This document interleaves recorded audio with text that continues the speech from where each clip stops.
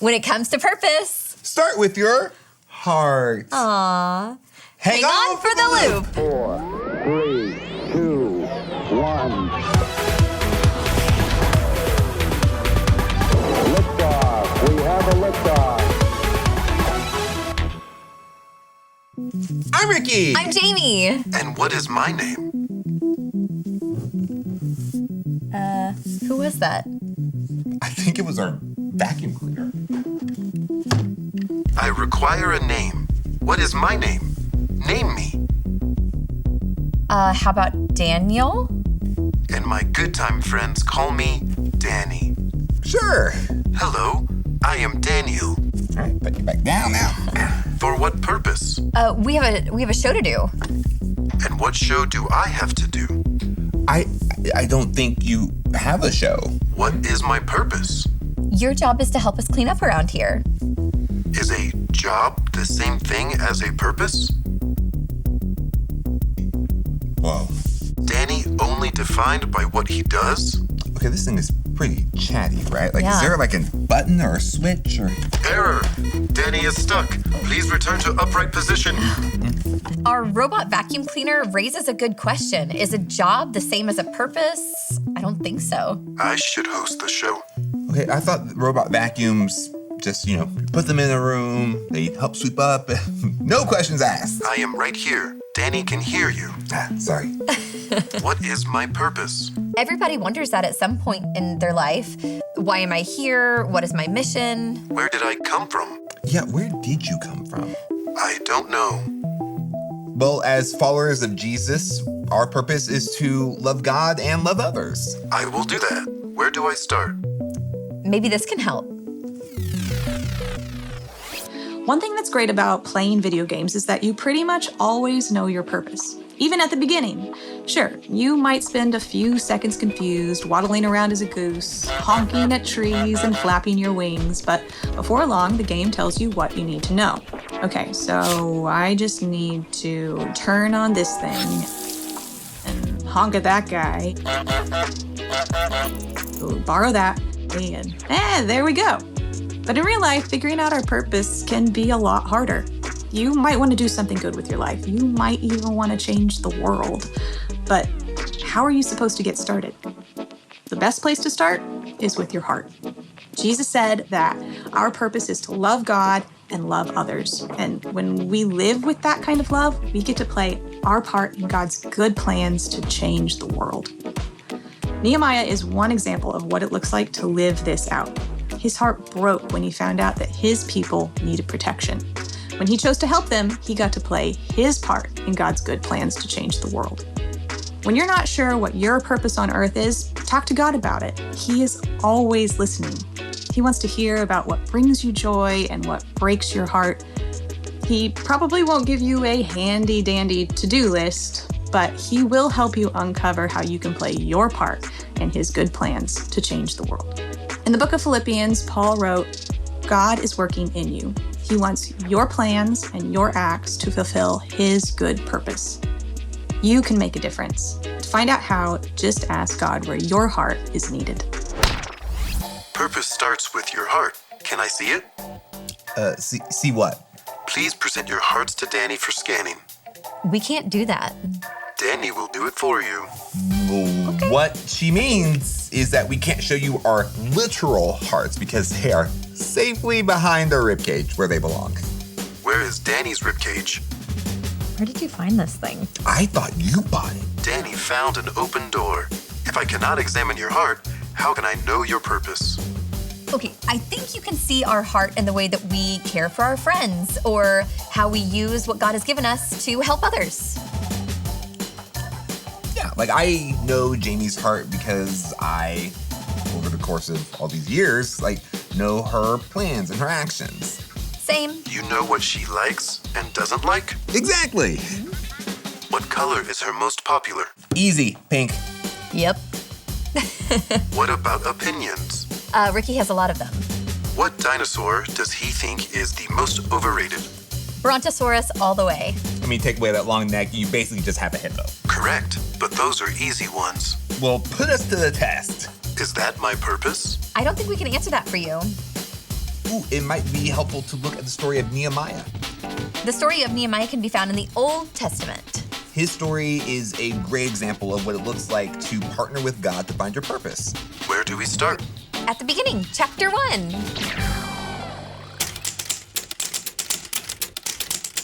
I am Nehemiah. Sometimes people call me Nehemiah. Some people say Nehemiah. Either one is fine. One guy called me Nehi. Didn't care for that. I was born about 1,000 years after Moses was around. And the world I was born into was pretty messed up. Lots of wars and violence, and people just wrestling for power. The Babylonians had taken over Jerusalem. And, wait, I can describe this better. Imagine one day a giant flock of birds completely takes over the biggest town where you live. They fly in and drive everyone off and just destroy what was once a great city. They turned into a ghost town. The birds leave a mess for anyone who ever lives there again. The Babylonians were like those birds.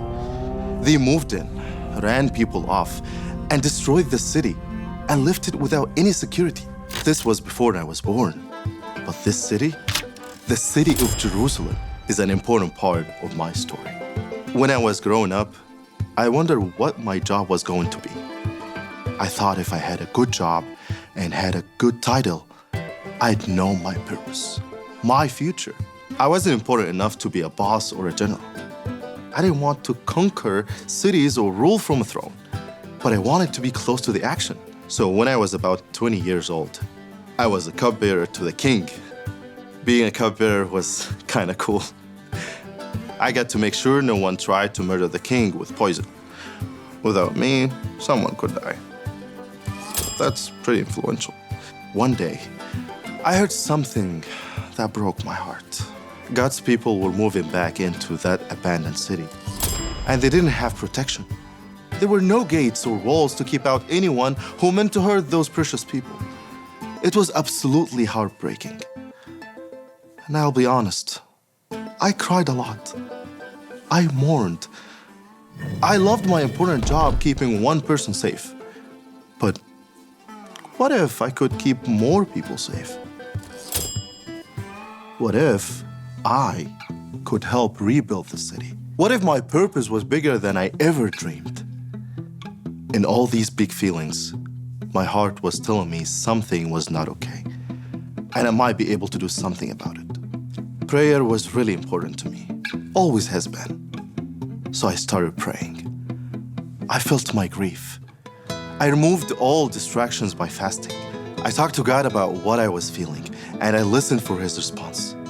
I said, God, I know you're a loving God who listens. Then I confessed that there were many places where we as humans hadn't followed His ways or done what He asked for. I went to God and asked Him for care and direction. Purpose starts with your heart. Before I ever did anything for God, I wanted Him to do something in me. Chapter 1 of my story was heartbreak and prayer. But my story was just beginning, and it was a good place to start. God is working in you. God is working in you. God is working in you. God is working in you. He wants your plans. He wants your actions to fulfill His good purpose. God is working in you. God is working in you. God is working in you. God is working in you. He wants your plans. He wants your actions to fulfill His good purpose. God is working in you. God is working in you. God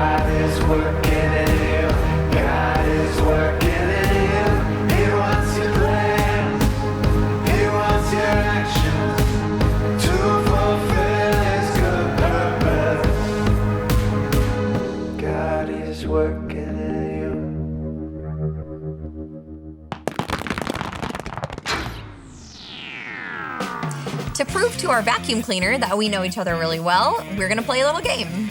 Danny is going to ask one of us a question, and each of us is going to write down what we think the other person would answer. Who is ready to play? I'm ready. Question 1. What is a unique strength Jamie has?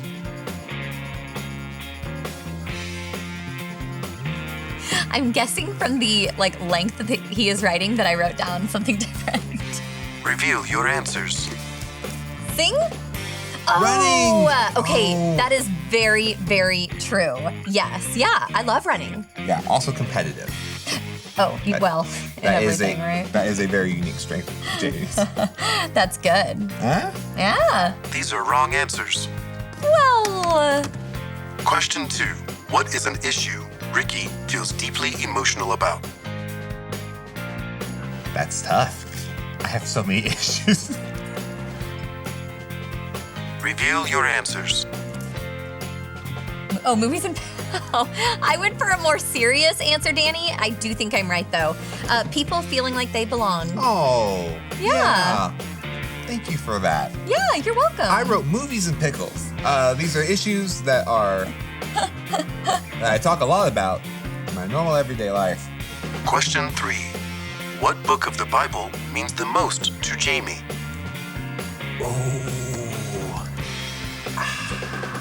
Ricky looks like he's in pain. I am in pain. Okay. Let me take a guess. Reveal your answers. Oh my gosh, you did it! High Yes! five! What is the thing you wrote below? But also all of it, like the whole Bible. That is amazing! Congratulations. You are correct. Wow! I just let's just say enjoy the ride and go home. No, we must get ready for question 4. Okay. Yeah. If Ricky could change one thing about the world, what would it be?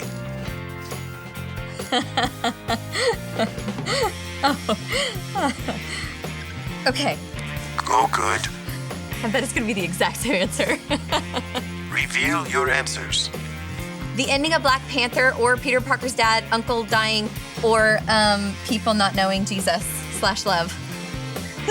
Was it exactly right? No, Jamie, you couldn't be further from my answer.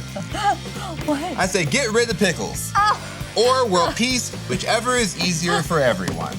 I keep not answering pickles, and you'd think that it would be so obvious. That is my prayer. World peace, no more pickles. Please explain prayer. Prayer is talking to God and listening for his guidance. This might help. Big Stuff, Tiny Book. The Loop Show presents Big Stuff, Tiny Book. This one's about praying for purpose. When you're wondering, why did God put me on earth? Start with prayer. Here are some tips of how you can pray using chapter 1 of the book of Nehemiah, because Nehemiah is a pro at talking to God about purpose. So where do we start? Where did Nehemiah start? He didn't rush into anything. He took his time. Slow down and be patient. Nehemiah prayed for about 4 months before he finally told someone about his plan to help. Then what? He mourned. When he learned about the lack of protection in Jerusalem, Nehemiah was crushed. It says when he heard the news, he sat down and cried. His sadness didn't end for many days. He knew what broke his heart. And then he fasted. Fasting is a spiritual discipline where you go without food in exchange for centered time with God. While giving up food for a fast is something that should be done with the right supervision, any of us can remove any distractions keeping us from focusing on God. He took the time to get everything else out of the way. He knew what was important. Nehemiah prayed. Flip over to chapter 1 in the book of Nehemiah and you can read some of his prayer. Here are the highlights. He said thanks, then he confesses his mistakes, and then he asks for direction. So here's an example. God, thanks for life, but this part is broken. How can I help you fix it? In his prayers, he didn't just talk, he listened. He doesn't get to work right away. He waits.